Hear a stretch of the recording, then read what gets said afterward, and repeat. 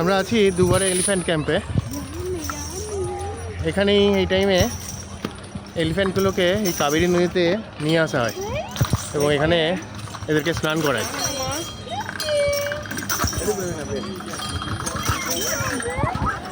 দারুণ দারুণ, কি সুন্দর নেমে যাচ্ছে। এর সামনে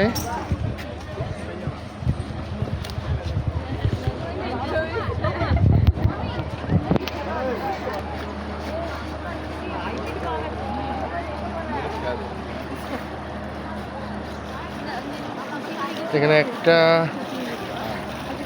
দুটো, তিনটে, চারটে হাতি এসে পৌঁছেছে।